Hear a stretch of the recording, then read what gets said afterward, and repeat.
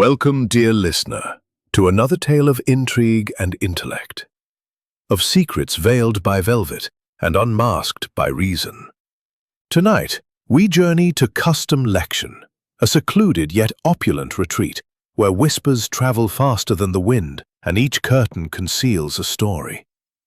It is the late 1920s-1930s custom era, an age of elegance and hidden desperation. Outside, a chill wind prowls the courtyards. Rain lashes the window panes with a sound like distant applause. Inside, however, chandeliers glimmer and violins sigh, an atmosphere of refinement, and yet something is terribly amiss. Stay with us, dear listener, as we draw back the velvet curtain and follow the celebrated Belgian detective Hercule Poirot into a mystery of passion, duplicity, and death. Chapter 1. Arrival at the Manor. Rain came down in fine, slanting needles, a silvery gauze through which the headlights of the approaching motorcar cut two pale tunnels. The long, winding drive of Custom Location Manor stretched before Hercule Poirot like a dark ribbon, slick and gleaming, flanked on either side by ranks of chestnut trees whose leaves fluttered like the tatters of forgotten banners. Beyond them, one glimpsed the glow of the house, a stately Edwardian edifice of mellow stone, its tall windows throwing out squares of amber light into the wet dusk. Poirot sat bolt upright in the rear seat of the hired car, his patent leather shoes set neatly together, his gloved hands resting on the head of his cane. Even in the uncertain light, his moustaches were immaculate, two symmetrical crescents of iron grey brushed upward to perfection. Beside him, a small valise, monogrammed HP, contained his evening clothes, a few select toiletries, and his favorite chocolates. For Hercule Poirot travelled light, but never unprepared. As the motor purred toward the house, the detective regarded the scene with a species of feline curiosity. This weekend promised, outwardly at least, a little respite, a country house soirée hosted by the celebrated victim name, Occupation, known as much for his impeccable hospitality as for his air of cultivated mystery. Yet Poirot had learned long ago that human nature was rarely as tranquil as the little warmth after this pluie persistante. Within, the entrance hall presented an impressive vista. A marble floor veined like white ice, a grand staircase coiling upward like an ivory serpent, and above a chandelier whose crystals trembled faintly, as though in anticipation. Heavy velvet curtains of a deep wine red framed each tall window, and their folds were so voluminous they might easily have hidden a grown man. The air smelled of beeswax, roses, and something subtler, a nervous tension perhaps, though only Poirot would have described it thus. As he removed his coat, he glanced up to find victim name descending the staircase. His host was a man in the prime of life, of medium height but commanding presence, his dark hair brushed back from a high forehead. In the half-light he seemed cut from the same stone as the house, smooth, handsome, and faintly impenetrable. "My dear Monsieur Poirot," cried the victim, extending both hands in greeting, "what an honor! Do forgive our English weather. It conspires against gaiety." Poirot inclined his head. "I have long since learned, monsieur, that even the rain has its little character. One must observe, n'est-ce pas?" A laugh, warm yet with a brittle edge, escaped his host. "Ever the observer. Come, let me show you to the drawing room. The others are eager to meet you." They crossed the hall into a long gallery lined with ancestral portraits, whose painted eyes glimmered like watchful sentinels. Poirot noticed details as he walked. A faint scuff on the polished floorboards near a window seat, a door ajar at the far end revealing a sliver of darkness, the scent of expensive cigars wafting faintly from behind a panel. Little things, yet he stored them away, for the little things were Hercule Poirot's métier. The drawing room blazed with light and chatter. A fire leapt on the hearth, casting long, leaping shadows up the panelled walls. Velvet draperies framed a series of tall French windows, giving onto a terrace now slick with rain. Within, A cluster of guests turned as one to view the famous detective. Allow me, dear listener, to introduce them as Poirot himself perceived them in that first instant. Lady Celia Ashcombe stood nearest Singer, whose raven hair tumbled in artful disarray to her shoulders. Her eyes were dark pools, unreadable, and her mouth curved in a smile that did not quite reach them. The gown she wore was crimson, as though she had stepped out of the very curtain behind her. In an armchair a little apart sat Sir Jasper Fielding, a retired judge, whose snowy moustache and hawk-like gaze gave him the look of an elderly eagle, perched upon some high crag of moral superiority. His fingers drummed upon the armrest, not with impatience, but calculation, as though he weighed each word in advance. Hovering discreetly by the door stood Mrs. Agnes Reed, the housekeeper. Small, wiry and sharp-eyed, she might have been carved from the same oak as the panelling.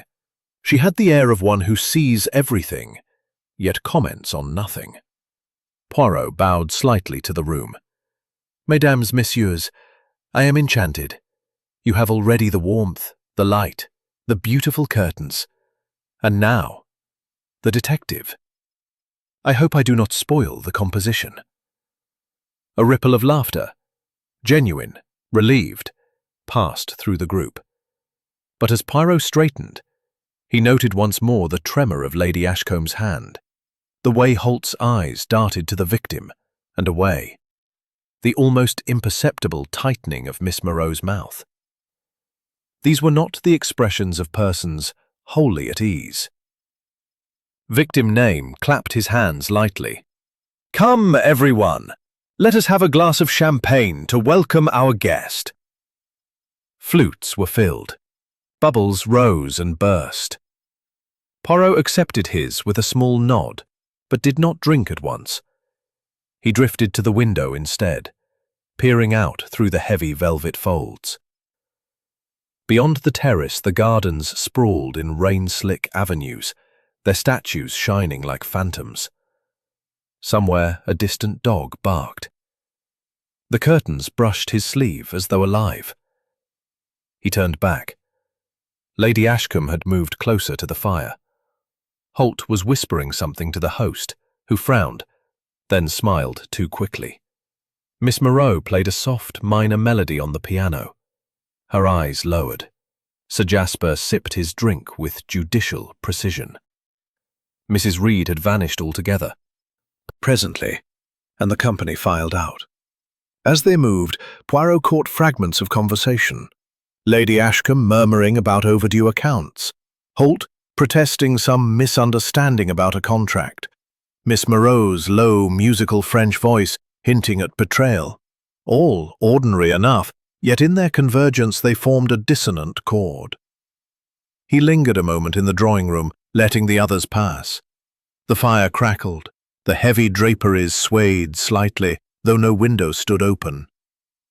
Poirot extended one small, precise hand and touched the velvet. It was thick, lined and faintly scented with some exotic perfume. For an instant, he fancied he felt the pulse of a secret behind it, like a heart beating behind ribs. Then, with a soft shrug, he followed the others to the dining room, where silver and crystal gleamed under candlelight. But already his little grey cells were awake, noting, comparing, arranging. For Hercule Poirot, even at a country house weekend, could not help but see the first, faint outlines of a puzzle. Chapter 2. The Velvet Performance. The dining room of Custom Manor was a study in Edwardian opulence. Silver candelabra glimmered along the length of a mahogany table, polished to a dark mirror, and the faint scent of roses drifted from a great crystal bowl at its center. Through the tall windows, rain still streamed in silvery threads, blurring the shapes of the gardens and the statues beyond. Within, candlelight and conversation wove a more intimate tapestry. Hercule Poirot had been seated between Lady Celia Ashcombe and Miss Delphine Moreau, a placement chosen by their host with apparent deliberation. Lady Ashcombe's pearls gleamed pale as moonlight against her green gown. Miss Moreau's crimson dress, by contrast, seemed to drink in the flickering candlelight. On Poirot's other side, Sir Jasper Fielding ate with measured bites, each movement judicial, as though weighing the evidence of the soup before rendering a verdict. Throughout the courses, the oyster bisque, the saddle of lamb with minted peas, the lemon soufflé that trembled like captured sunlight, Poirot listened as much as he spoke, his neat head inclined, his moustaches twitching faintly at each revealing phrase. Conversation drummed faintly on the stem of her wine-glass when the victim jested about French temperaments. Sir Jasper remained mostly silent. Yet once, when the conversation strayed near judicial scandals, a vein throbbed briefly at his temple. Mrs. Agnes Reed and the other servants glided in and out with practiced invisibility, refilling glasses, removing plates, and vanishing like wraiths. Once, when she leaned near Poirot to place a dish, he detected a faint odour of lavender soap, and something sharper, mothballs perhaps, clinging to her uniform. She met his glance only for a second, eyes bright and unreadable. The host raised his glass at last. "To old friends and new, and to a little entertainment after dinner, a surprise for which I hope you will forgive my secrecy." A small chorus of curiosity rose. "A surprise?" murmured Lady Ashcombe, arching one perfectly drawn brow. "You shall see," said victim name, his smile flickering like the candlelight. "I have arranged something special in the drawing-room. Music, mystery, perhaps even a touch of drama. Miss Moreau, I rely upon you." Delphine Moreau inclined her head with a half-smile. "If monsieur wishes, Delphine obeys," she said in her husky contralto. But Poirot thought he detected a glint of mischief or resentment in her dark eyes. When the final course had been cleared and coffee served, the company rose and drifted back toward the drawing-room. Poirot walked with deliberate slowness, allowing the others to precede him. As he passed into the great hall, he noticed again the gallery of portraits, the long-dead Ashcombes and their severe spouses, staring down with the impersonal curiosity of the past. A faint draught stirred the heavy curtains along the corridor, making them sway like enormous sleeping creatures. Somewhere a door closed softly. Inside the drawing-room the fire had been banked low, and most of the lamps extinguished, leaving only two shaded standards casting pools of amber light. The tall French windows gleamed blackly with rain, and dominating the far end of the room, the velvet curtain, wine-red, thickly lined, falling from ceiling pressed together, felt the tiny prickling of his little grey cells. He had been in many drawing-rooms, and seen many performances, but seldom one prefaced by such a curious warning. "Miss Moreau," the host continued, "if you please." From the shadows, Delphine Moreau rose. She had removed her crimson gown, and now wore a simple sheath of black satin, which threw her pale shoulders into striking relief. Without a word, she moved to the piano, seated herself, and began to play a soft minor progression, 3 notes rising, 1 falling, like a sigh repeated. Her voice joined the melody, low, smoky, threaded with melancholy. She sang in French, a song of hidden love and inevitable betrayal. The words, for those who understood them, spoke of velvet nights and silken cords, of promises whispered and broken. Lady Ashcombe shifted in her seat. Holt stared at his glass. Sir Jasper's fingers tightened on the armrest. Poirot watched everything. The set of each jaw, the flicker of each eyelid, the smallest betrayals of body and voice. Even the curtain seemed to quiver faintly, as though something, or someone stood very near on the other side. At the song's final note, Delphine lifted her hands from the keys and let them fall into her lap. Silence hung for a heartbeat. Then polite applause rose, thin and uncertain. She smiled a little, but her eyes sought victim name with a challenge. "Bravo," said the host.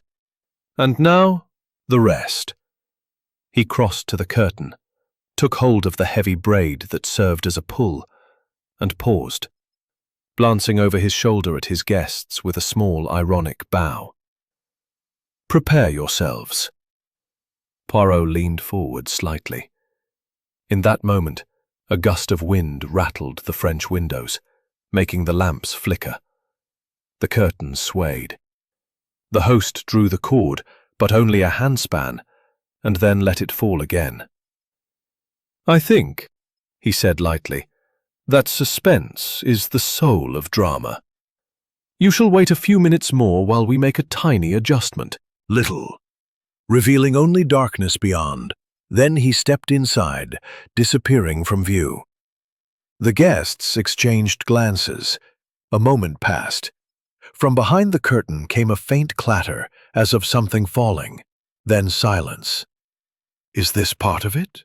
whispered Lady Ashcombe. Another moment. Poirot's mustaches twitched. He took one step forward, then another.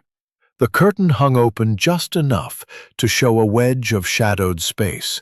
"Perhaps," he said softly, "our host requires assistance." He reached for the edge of the velvet and drew it back a little farther, peering into the darkness beyond. There was a low platform set with a few props, a painted screen, a small table, a single chair. But victim aim was not in sight. "Halloo?" called Sir Jasper, rising irritably. "Are we to stand about all night?" Poirot's eyes scanned the platform. There, on the floor near the chair, lay a small object, a torn scrap of fabric, wine red, matching the curtain itself. He bent, picked it up delicately between thumb and forefinger, and slipped it into his pocket. Then, from the far side of the platform came a sound, a faint, strangled gasp, cut off as abruptly as it began. Poirot straightened. His little grey cells whirred. He let the curtain fall back into place. "Mes amis," he said gently, "I think our entertainment will be very interesting indeed." The guests stared at him. Lady Ashcombe's cigarette trembled, scattering ash upon the carpet. Holt adjusted his spectacles with a hand that shook. Delphine Moreau's dark eyes widened, then narrowed. But Poirot only smiled his small, tight smile and returned to his chair, as though nothing at all were amiss. Outside, the rain drummed harder against the windows, and the velvet curtain swayed like a living thing. Chapter 3. A Body Discovered. For a few brittle seconds after Hercule Poirot let the curtain drop back into place, the drawing-room of Custom Location Manor held its breath. The fire hissed faintly, a coal settling. The rain beyond the windows thrashed harder, as though some elemental spirit beat its fists upon the panes. In that taut silence, each guest became acutely aware of the others. Lady Ashcombe's draught of cooler air met him, scented with dust and stage paint. The small platform lay before him, its painted screen slightly askew, a single chair overturned. A narrow space beyond, hidden by the curtain, formed a kind of backstage alcove. And there, sprawled upon the boards like a marionette whose strings had been cut, lay victim name. The host's eyes stared upward, glassy, his mouth half open, as though still trying to shape some final word. Around his neck, a silken cord, wine red and heavy, had been drawn tight in a cruel knot. One hand, outflung, had caught in the hem of the velvet curtain and torn away a strip. Another hand was curled inward, nails bitten into the palm as though grasping at air. A dark smear of spilled champagne glistened near his head, catching the dim light like liquid topaz. Poirot knelt, not touching at once, but studying. His gaze took in every detail.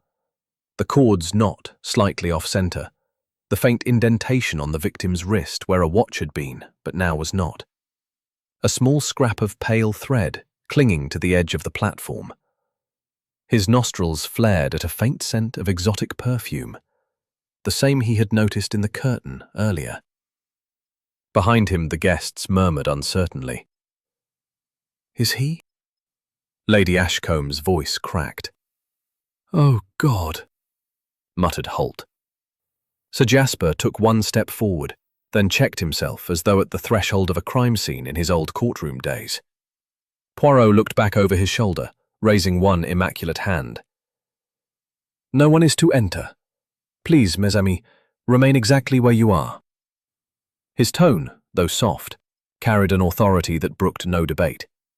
He rose and drew the curtain wider so they might see without crossing. Lady Ashcombe gave a strangled cry and turned away. Delphine Moreau's hands flew to her mouth. Holt dropped his spectacles entirely, fumbling blindly for them. Only Sir Jasper remained standing stiff and pale, his hawk's eyes darting from the body to Poirot and back. "It is as I feared," Poirot said gravely. "Monsieur Victim Name is dead." A babble of exclamations erupted. Poirot raised his hand again, and the sound subsided like waves under a sudden lull. Witness dock. Poirot moved among them with small, precise steps. "We will be calm, yes? We will sit and we will think. Murder is the most terrible of crimes, but it is also the most human, and therefore it leaves its little traces." Mrs. Agnes Reed appeared at the doorway, her face drawn. "Sir," she whispered, "is something?" Poirot turned to her. "Madame, you will telephone at once to the local constabulary. Say to them there has been a death, a suspicious death, at Custom Loader Manor. Ask for the inspector himself." She bobbed a curtsy and vanished, her sensible shoes squeaking faintly on the marble hall. Poirot returned to the fireplace, warming his hands though they were not cold. His mind ticked like a metronome. The silken cord, part of the decor perhaps, a stage prop, or brought by the murderer. The missing watch, the torn strip of velvet, the faint perfume, the curious secrecy of the performance. Already the little grey cells arranged themselves into patterns. He turned to the company. "Tell me, each of you, you remained in this room while our host went behind the curtain, yes?" "Yes," said Lady Ashcombe faintly. "We all stayed here." "None went after him? None slipped behind the curtain, even for a moment?" "I should think not," barked Sir Jasper. "What on earth are you suggesting?" Poirot inclined his head slightly. "I suggest nothing. I ascertain." Bernard Holt raised a shaking hand. I poured myself another drink at the sideboard, but I never left the room, I swear it."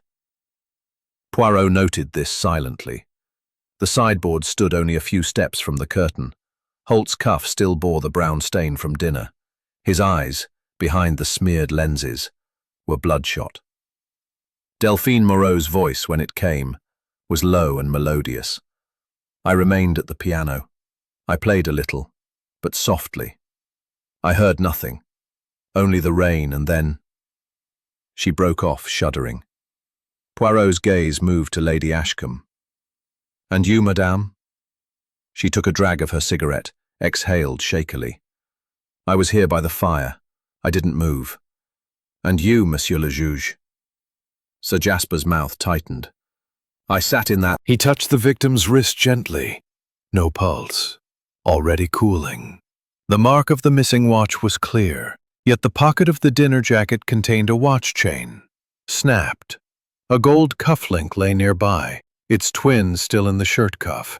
He straightened and surveyed the little stage. The painted screen, when nudged, revealed a narrow service door hidden behind it, standing slightly ajar. A faint draft came through.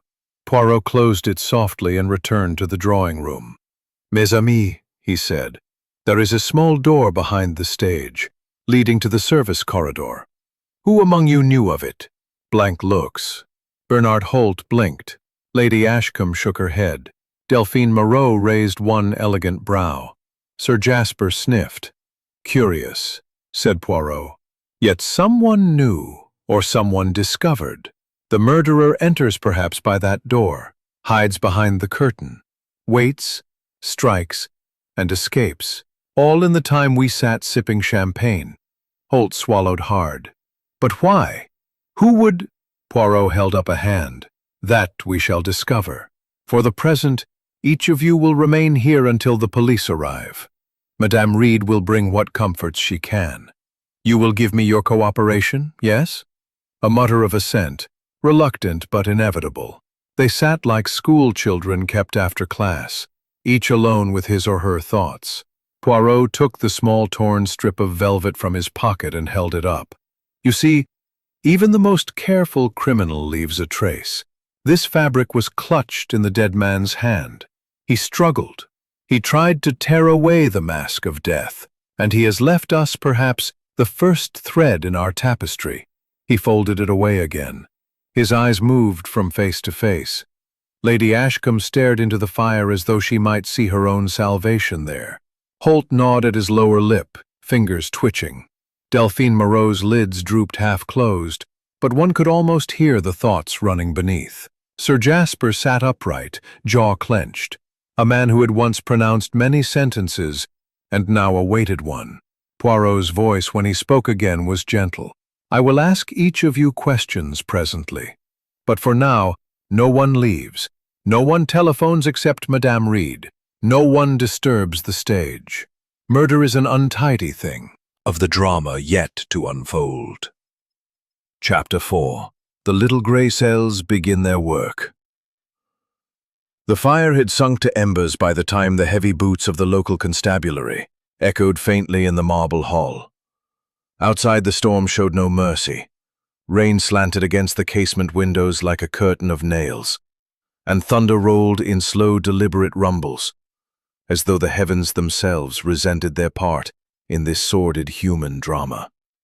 Within the drawing-room of custom location manor, however, Hercule Poirot reigned in serene control, every hair of his waxed mustache in perfect order.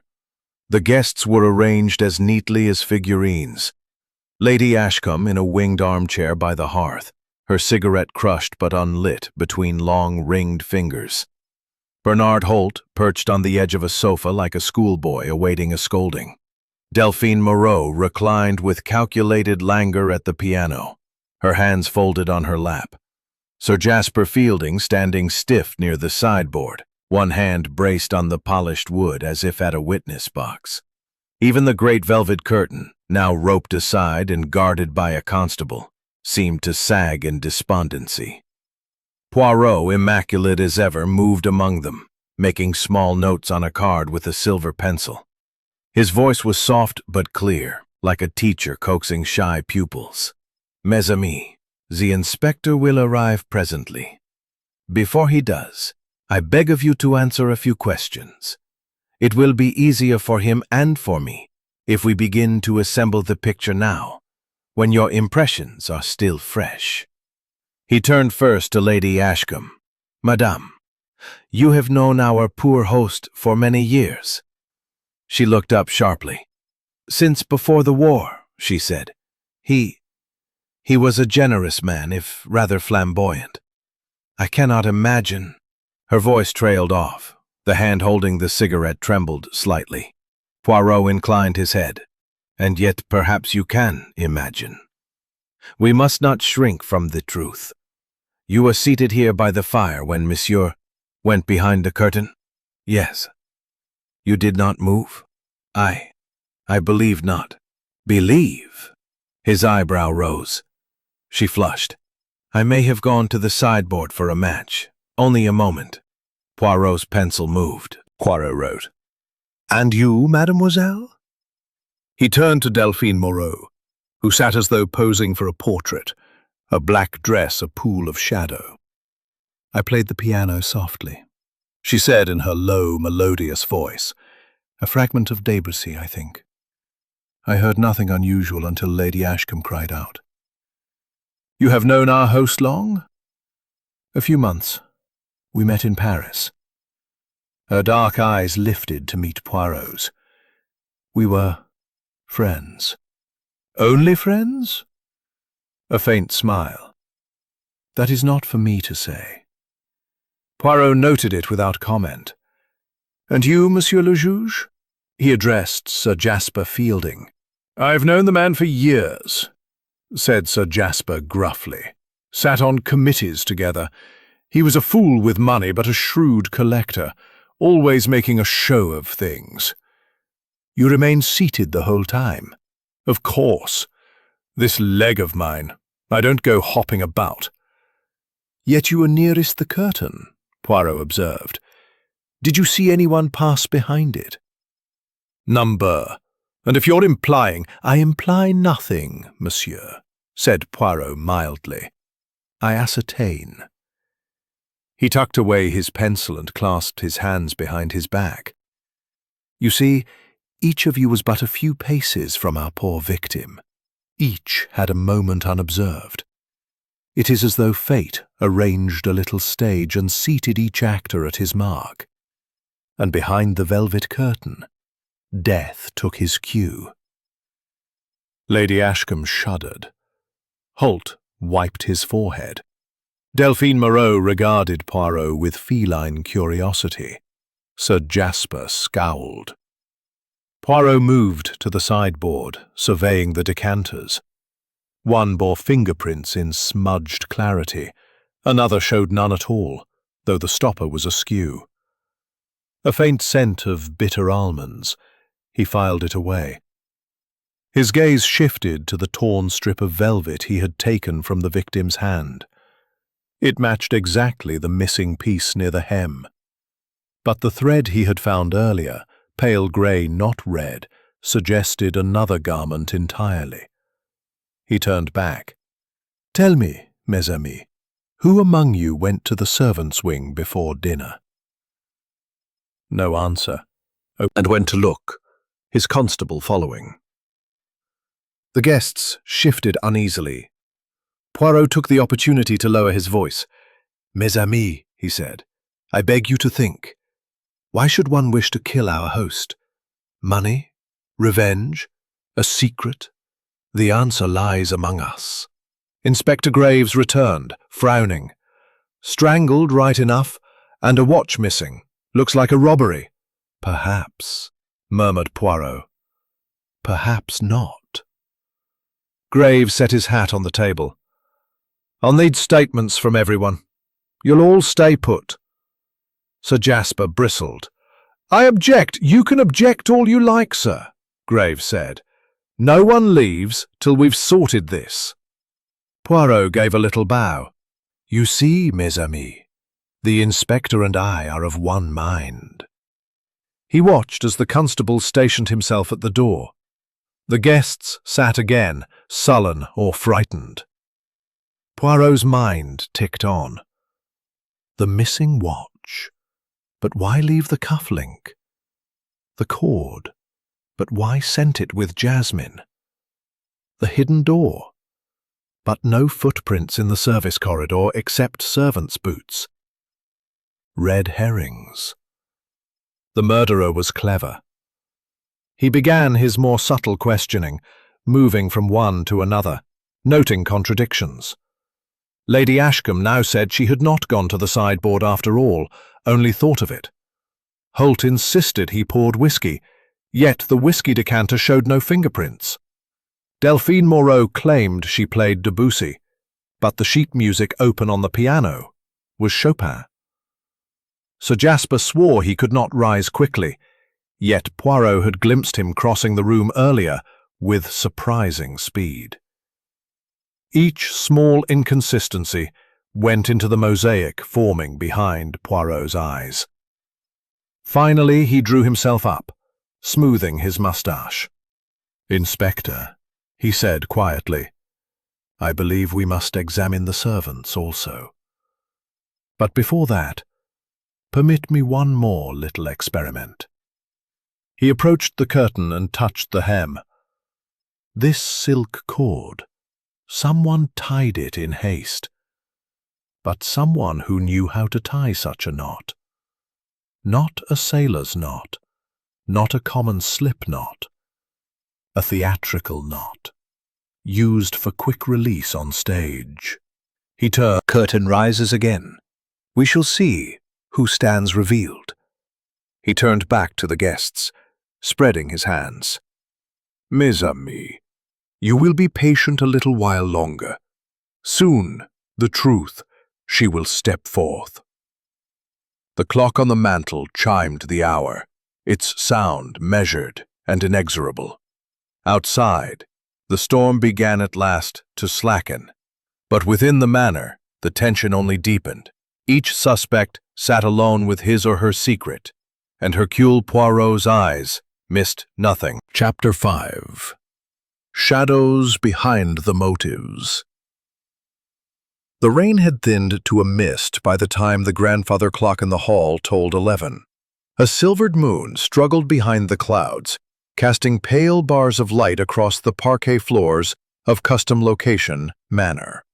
Inside, the drawing room had been transformed, the body removed at last under Inspector Gravis' supervision, constables prowling like discreet ghosts, the great velvet curtain now knotted high to show the bare little stage. Only the lingering scent of jasmine and spilled champagne betrayed the violence that had erupted there less than 3 hours earlier. Hercule Poirot, immaculately composed, sat at a small escritoire near the window, making notes in his minuscule, precise hand. He had asked for a pot of strong coffee. The porcelain cup steamed beside him. Around the room, the guests were scattered like chess pieces, Lady Ashcombe still by the fire, now staring into its glow with reddened eyes. Bernard Holt hunched at the sideboard, nursing his third whiskey. Delphine Moreau leaning against the piano, her dark hair falling in deliberate disarray. Sir Jasper Fielding pacing with his cane, his limp less pronounced now that his composure had frayed. Inspector Graves had gone to interview the servants in the butler's pantry, leaving Poirot in nominal charge.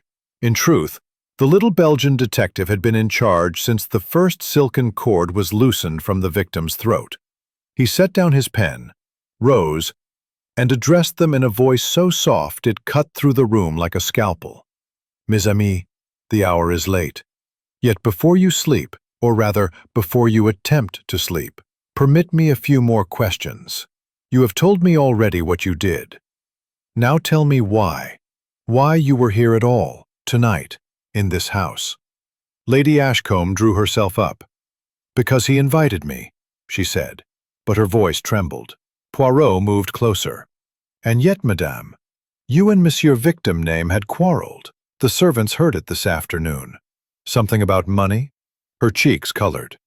He had promised to back my nephew's expedition. Then he withdrew without explanation. I was furious, yes, but murder?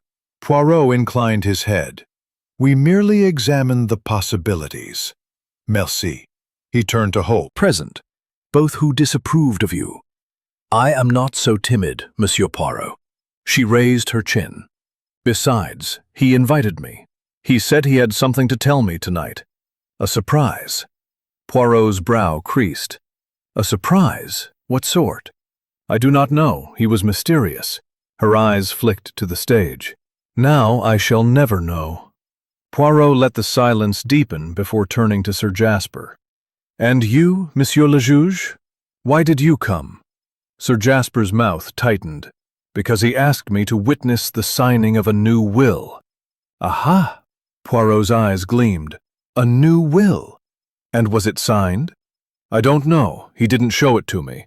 Said after the performance. Poirot folded his hands. Then perhaps we must find that document. A new will can make many enemies. He moved back to the escritoire, thinking. A new will, a broken promise of investment, a betrayal in business, a mysterious surprise. 4 motives already, and behind them, perhaps more. He glanced at the suspects. Lady Ashcombe biting her lip, Holt staring at his whiskey, Delphine Moreau smoothing her skirt, Sir Jasper gripping his cane. Each was locked in a little cell of guilt or fear. Poirot spoke again. "I have walked upon the little stage," he said softly. "I have examined every inch, and I have found something very curious." They looked up. He held out a small object pinched delicately between thumb and forefinger. A woman's earring, pearl with a tiny diamond above. This, he said, lay under the platform, not dropped, but deliberately pushed where it would be hidden. Yet one may see a glimmer when the light strikes. Lady Ashcombe gasped and clutched her ear. Why, that's mine. But I didn't, she broke off. You lost it? Poirot asked. I suppose. I didn't notice. It must have fallen. Ah, but you wear a different style tonight, madame. These are not your earrings at all. They are of a design popular in Paris last year. Delphine Moreau's dark eyes narrowed. You mean they are mine? Poirot inclined his head. Are they? She hesitated, then smiled. Perhaps. I have so many. Poirot said nothing. The manor seemed suspended in a bubble of its own, isolated from the sleeping countryside. Poirot resumed. Now, another curiosity. The silk cord. It is of a type used in theatres for quick-release drapery. Not the sort one finds in an English country house. But in Paris, it is common. His gaze moved to Delphine Moreau. You have been on the stage, mademoiselle, have you not? She tilted her head. A little. Cabaret, mostly. Why? Poirot smiled faintly. Only the little grey cells making their dance. Sir Jasper's voice cut through. This is absurd. You cannot seriously suspect us all. I suspect no one, Poirot said mildly. I observe. But soon the picture will be clear. He walked back to the window, looking out into the mist-shrouded garden. The statues gleamed pale under the moon, like frozen actors waiting for their cue. He spoke without turning. There was time enough for the murderer to slip behind the curtain, to tie the cord, to strike, and also to stage a little scene.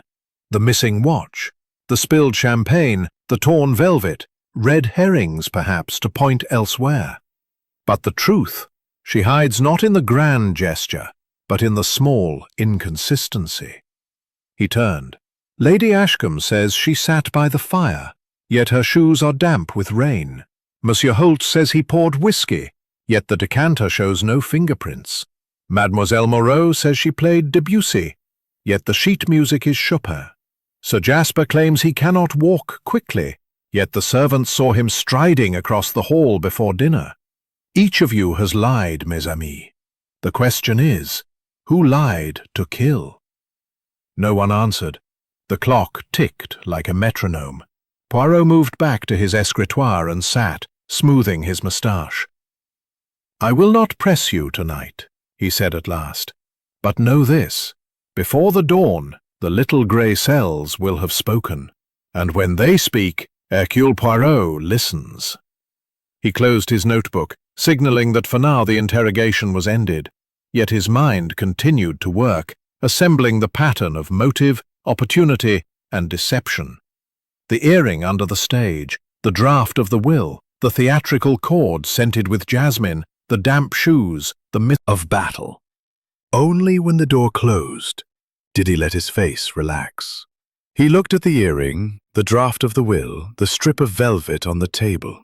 3 small clues, but in them, perhaps, the entire truth. He smiled faintly. Bon, he murmured. Tomorrow, the denouement begins. Outside the mist thickened, wrapping manor in a shroud of grey. Within, Hercule Poirot sat alone with his thoughts, the little grey cells dancing their quiet, inexorable waltz toward revelation. Chapter 6. Morning light, darker shadows. The following morning dawned pale and brittle, the sort of weak September sunlight that seemed less like warmth than like a stage lamp illuminating a set. The storm had passed. The lawns of manor glistened under beads of rain, and every statue on the terrace appeared to have been washed clean of sin. Yet inside the manor the air was heavy, with fatigue and suspicion. Constables stood at discreet posts in the corridors. A faint smell of coffee and damp wool drifted from the servants' wing. Hercule Poirot rose at his usual hour. His moustache, though the night had been short, was impeccable. He had taken a solitary breakfast at a small table in the conservatory, where the glass panes magnified the pale light and the orchids stood like patient witnesses. When he had finished his toast, he rang for Mrs. Reed. "Madame," he said, "be so kind as to assemble everyone in the morning room at 9. I wish to continue our little conversation, but in the daylight, where the shadows are not so obliging." Mrs. Reed bobbed. "Yes, sir." At 9 precisely, the 4 guests entered the morning room. It was a bright, high-ceilinged chamber, lined with gilt-framed hunting prints and smelling faintly of beeswax and lilies. The long windows overlooked the terrace. Beyond, the gardens stretched out under their veil of mist. A fire had been laid, but not lit. Instead, the sunlight poured in, cool and revealing. Lady Ashcombe sat near the windows, a black veil hastily pinned over her hat. Bernard Holt shuffled to a chair opposite, blinking at the brightness. Delphine Moreau glided to the end of the room, where a small harpsichord stood, resting one hand on it as it stood ajar. "Someone has secured it since, perhaps our murderer after the deed." Second, the footprint. In the dust near the skirting board of the service corridor, there is a partial print, narrow, pointed, with a high heel, a woman's shoe. It was smudged as though wiped deliberately, but enough remains to see its shape. Third, the watch of our victim. It has been found in the pond of the lower garden this morning by the gardener, smashed, yet stopped at 8:47 precisely. That, mes amis, is interesting. They stared at him. Holt swallowed. "But that's after dinner, but before—" "Exactly," said Poirot. "Before the scream. Our victim died between 8:45 and 8:50, no? The little grey cells, they begin to whisper." He moved to Lady Ashcombe. "Madame, you wore different shoes at breakfast, but last night, those with the high French heel, yes? Where are they now?" She stiffened. I had them cleaned. They were damp from the rain." "Damp?" Poirot repeated. "Yet you told me you did not go outside." She flushed. "I stepped onto the terrace after dinner for air, only a moment." "Ah." Poirot wrote a note. "And you, Monsieur Holt, the whiskey decanter, still no fingerprints. You poured your drink with a cloth." I don't know. Perhaps I was flustered." "Or perhaps you did not pour it at all," Poirot murmured.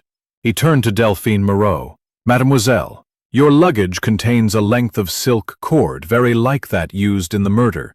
A stage prop, perhaps." She smiled faintly. "I use it for my performances. A little act of escape artistry. It is not a crime to carry silk cord." "No," said Poirot. "But to use it so, that is another matter." Sir Jasper's cane thumped. "This is outrageous. You treat us as criminals." "I treat you," Poirot said gently, "as people who know more than they have told. Last night you limped like an invalid, yet this morning you stride the corridor with vigor. A curious recovery, n'est-ce pas?" Sir Jasper's eyes flashed. My legs stiffens at night. In the morning it is easier." "Bon," said Poirot. "We shall see." He set his notebook down and clasped his hands.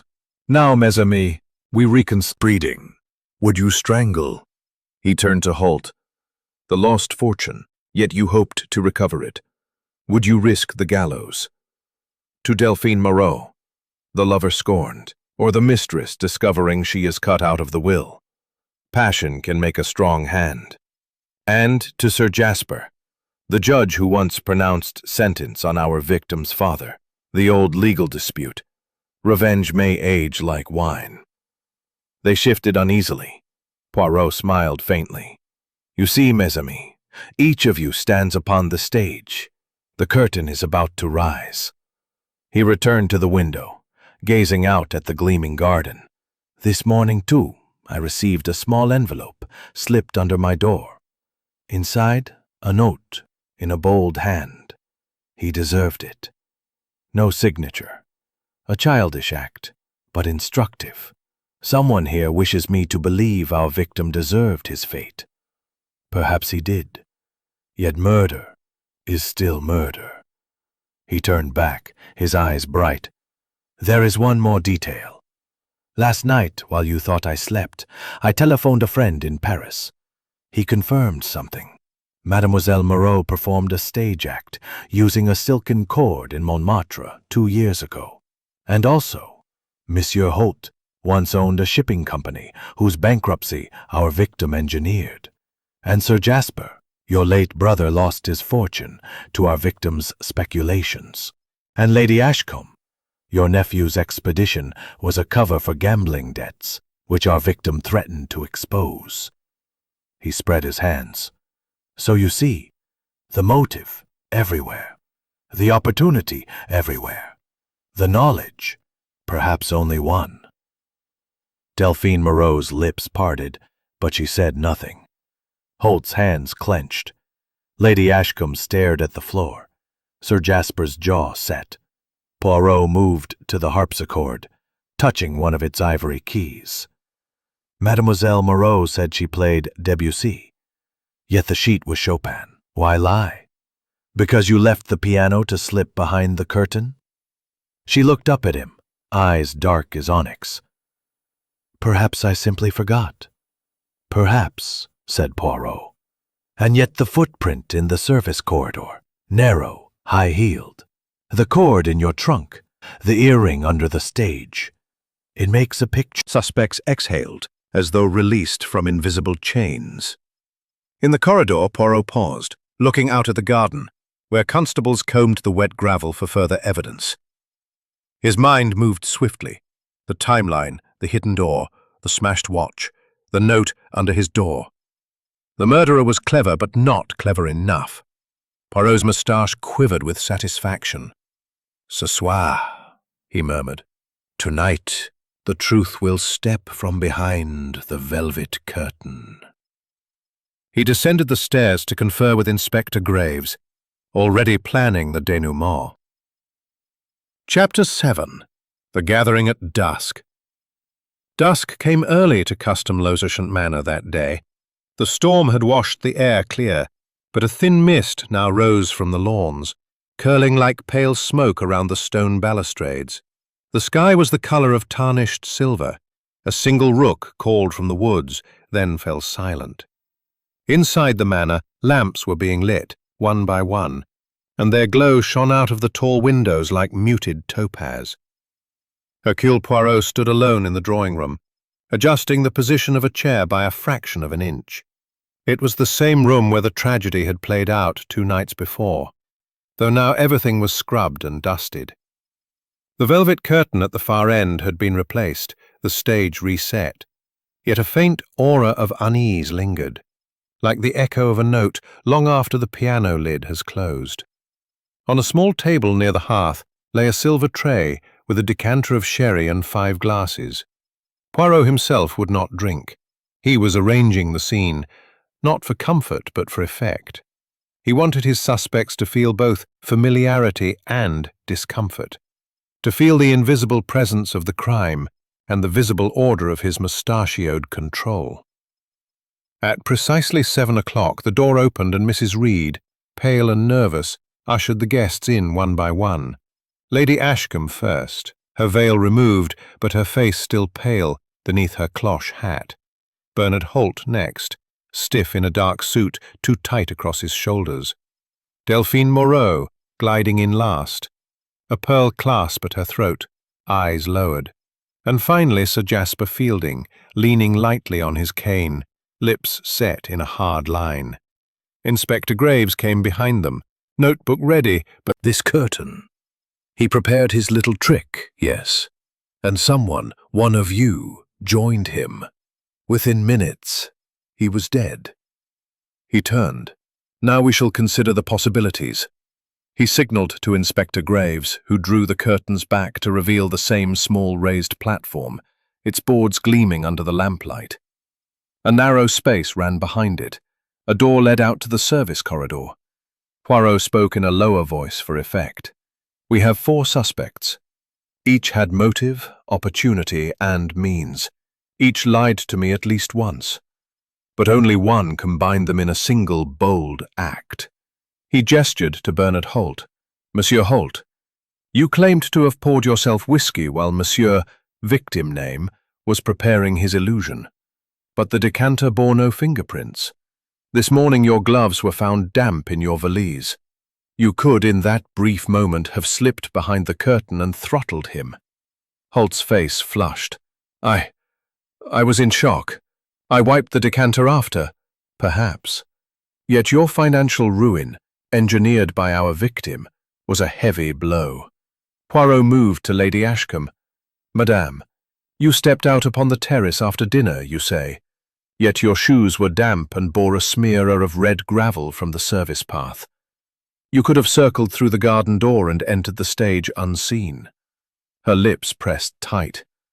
I sought only air, oui, but you also sought to protect your nephew from exposure.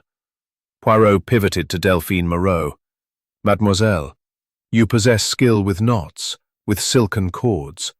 You lied about the music you played at the piano, and your earring was found under the stage. Was it you? She lifted her head slowly. Perhaps I only rehearsed my act with him. Perhaps we quarrelled, yes. But murder? Her shoulders trembled. Finally Poirot looked at Sir Jasper. And you, Monsieur le Juge, your limp is theatrical. Your brother lost his estate to our victim's schemes, and you knew well the little door behind the curtain, its lock, its timing. Sir Jasper's knuckles whitened on his cane. You insinuate much, Monsieur Poirot. I insinuate nothing, Poirot said crisply. I reveal only what is there. He moved back to the center of the room, adjusting his trick. In the drawing room, the guests drink and talk. One rises quietly, crosses to the service door, slips behind the stage. The cord is ready. A struggle, brief, silent. The watch snatched, smashed, thrown away. The murderer wipes his hands, returns unseen. Curtain rises, voila, a dead man. He walked slowly behind each suspect as he spoke, watching for the flicker of a muscle, the tremor of a hand. Lady Ashcombe stared straight ahead. Holt swallowed convulsively. Delphine's fingers tightened on her pearl clasp. Sir Jasper's cane tapped once against the carpet. Poirot stopped. There is one further detail I have not yet shared. Last night, while you slept, I had the servants search your rooms. In one, I found a second pair of shoes, damp, with red gravel embedded in the heel. In another, a scrap of velvet matching the fragment clutched by our victim. In a third, a train ticket from Calais, dated the day after tomorrow. And in the fourth, he smiled faintly, a second silken cord, stained. A collective intake of breath. Poirot's gaze swept them. Do you see, mes amis? You have all been careless, but only one of you has been careless enough to fall into my little trap. He raised his voice. The murderer, believing I suspect another, has already begun to prepare an escape. Tonight, I offer sherry as before, but one glass contains a harmless dye. When lifted, it will stain the drinker's fingers crimson. Merely a trick to show me who trembles. He gestured to the tray. Please, take a glass. They hesitated, then each took one. They drank. Poirot waited. Slowly, deliberately, he walked to the tray, picked up a linen napkin, and held it out to Lady Ashcombe. Your hand, madame. She extended it. Clean. To you, Monsieur Holt? He extended his. Clean. Mademoiselle Moreau? Her hand. Clean. Sir Jasper? Sir Jasper extended his gloved hand. Poirot smiled. Ah, monsieur, the gloves. Will you not remove them? Sir Jasper's eyes blazed. A childish parlor game, Poirot. Poirot bowed slightly. Perhaps, but then why fear? Slow dignity returning. He destroyed lives. My brothers, mine. He left us paupers while he fattened himself. I came here to force him to sign a confession. I brought the cord only to threaten, but he sneered. He lunged, and I pulled. It was over in seconds. He closed his eyes. I am tired, Inspector. Do what you must. Poirot's face was unreadable. You see, mes amis, murder is never neat, never theatrical. It is clumsy, foolish, and tragic. Inspector Graves stepped forward and gently took Sir Jasper's arm. The old judge offered no resistance. Poirot turned to the others. You are innocent, of murder at least. But your motives remain a lesson. Greed, shame, revenge, they are the velvet curtains behind which darker acts take place. He gave a small bow. This performance is ended. As Sir Jasper was led away, the mist outside pressed closer to the windows, and the last light faded from the sky. Poirot remained standing in the center of the room, his little notebook closed at last, his mustache immaculate. Under his breath, just loud enough for the microphone of a podcast narrator to catch, he murmured, "And so, mes chers auditeurs, the curtain falls." Chapter 8. The Confession at Midnight. The clock in the great hall had just struck midnight when Hercule Poirot entered the library of Custom Location Manor. Outside, mist coiled in the gardens like an animal at rest, and the house stood hushed under the weight of what had been revealed. The drawing-room trap had sprung. Sir Jasper Fielding had been unmasked, his hands stained crimson by Poirot's little trick. Now, the old judge waited in the library, a constable by the door and Inspector Graves seated at the desk with pen poised. Poirot walked softly over the Persian carpet and sat opposite Sir Jasper. Between them on the low table stood a silver lamp, its light falling across the lined features of the once formidable man. Without his gloves, without his cane, Sir Jasper looked older, the grandeur gone from his shoulders. Poirot folded his hands. "Sir Jasper," he said gently, "it is time to speak." The little grey cells, Jasper's eyes closed for a moment. I am not a strangler by nature, Monsieur Poirot. I thought to frighten him into signing a statement admitting his frauds. I imagined headlines, a restored name for my brother. Foolish. Tell me what happened, Poirot said. Sir Jasper's voice dropped to a slow, measured cadence, like a summing up to a jury. After dinner, I excused myself. My limp is real enough in damp weather, but not so crippling as I pretended. I slipped out through the garden door and in by the service corridor to the stage. He was behind the curtain, fiddling with his props. He saw me, sneered, said I looked like a villain in a melodrama. I told him what I wanted. He laughed. He tried to push past me. I held out the cord as a threat. He lunged. It caught about his throat. My hands pulled. Reflex. Reflex. Sir Jasper's voice broke for the first time. And then he was on the floor. It was quiet. I remember thinking, how quiet? Inspector Graves wrote rapidly. I panicked, Sir Jasper went on. I smashed his watch to confuse the time, tore off a piece of velvet, threw the watch into the pond, left an earring I'd found days earlier to point suspicion elsewhere. I wiped the decanter so no fingerprints would show, and I walked back into the drawing room, limp restored, as though nothing had happened. Poirot's moustache drooped slightly. You played your part well, monsieur. But always there is a flaw. Sir Jasper looked up, a faint spark of his old defiance in his eyes. Your die trick? A conjurer's stunt. A conjurer's stunt to catch a man who thought himself director of a drama, Poirot said softly. It was not the die alone, but everything. The gravel in your shoes, the handwriting of the note, the velvet scrap. Your knowledge of the service door. The picture was clear. Sir Jasper's gaze drifted to the window, where mist blurred the glass. Do you believe in justice, Monsieur Poirot? Poirot was silent a moment.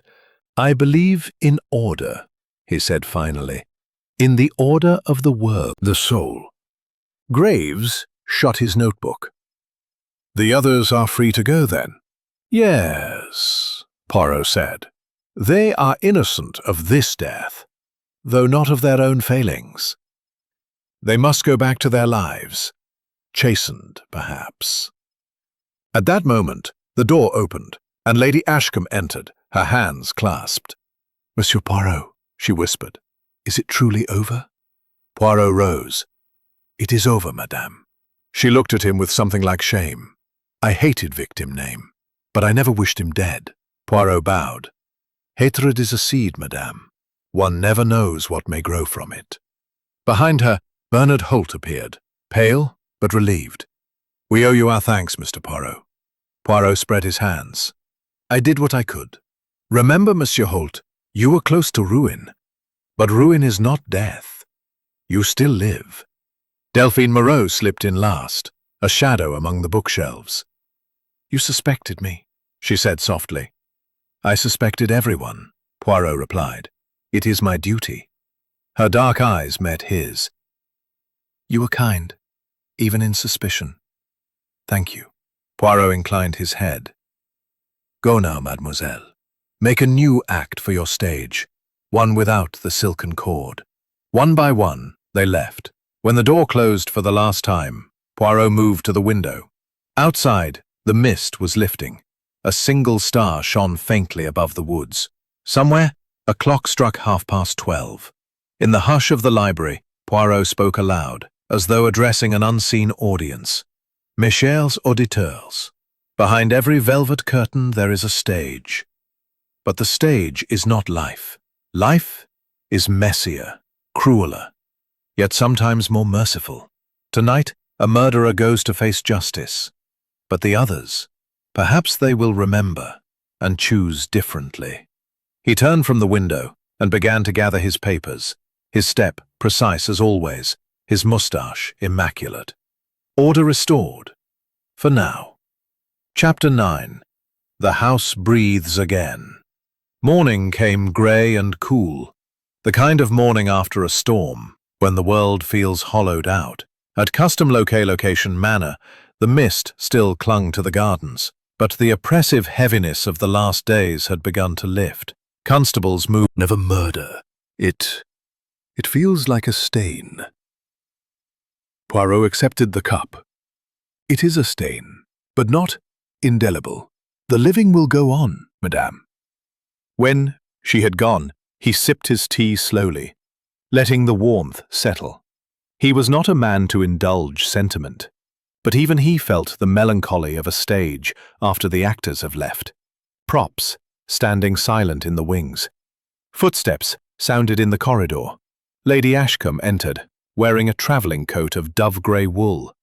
Without her veil, she looked older but calmer, the tension drained from her posture. I wanted to thank you, she said quietly.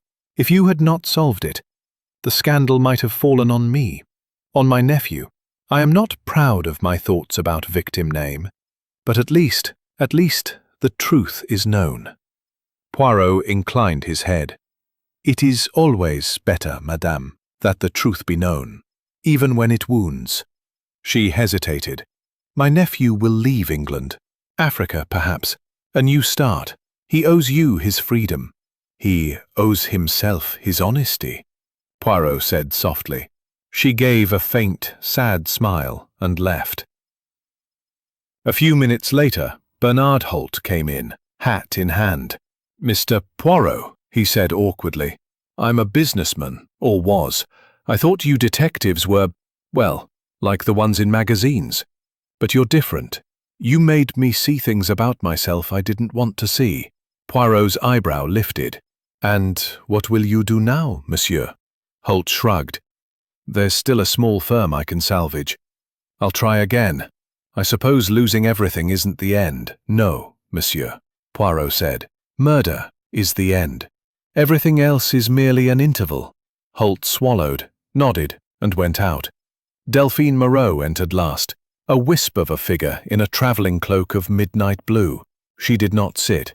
"I am leaving for Paris," she said simply. "There is a theatre there that still wants me." "Bon?" Poirot said. "Make an act of beauty, mademoiselle, not of deception." Her dark eyes glimmered. "You knew from the start it wasn't me." "I knew nothing," Poirot replied. "I considered. But your guilt would have been of passion, not of revenge. The knot that killed was a legal knot, not a... "It'll be an open and shut case," the inspector said. "The confession, the evidence. He won't even go to trial, I expect. Plead guilty and done." Poirot nodded. "Perhaps. Yet remember, Inspector, behind every act of murder is a tangle of life. In the court they will see only the knot, not the rope that led to it." Graves scratched his chin. "You speak like a priest." Poirot's moustache twitched. "No, like a man who observes." They walked to the front door together. Outside, the air smelled of wet leaves and wood smoke. A single motorcar waited to take Poirot to the station. The sky was breaking into patches of pale blue. Sunlight glimmered faintly on the wet gravel. Graves extended his hand. "A pleasure working with you, Mr. Poirot. You're thorough." Poirot took the hand briefly. "And you, Inspector Graves, are patient. That is rarer." They exchanged a nod. Poirot descended the steps, valise in hand. At the bottom, he turned once more to look back at the manor. Its windows stared blankly, like eyes after weeping. Somewhere a curtain moved, as if in a silent bow. He murmured to himself in French, "Le rideau tombe, et la pièce est finie." The curtain falls, and the play is ended. Then he entered the waiting car. The engine started, a discreet purr.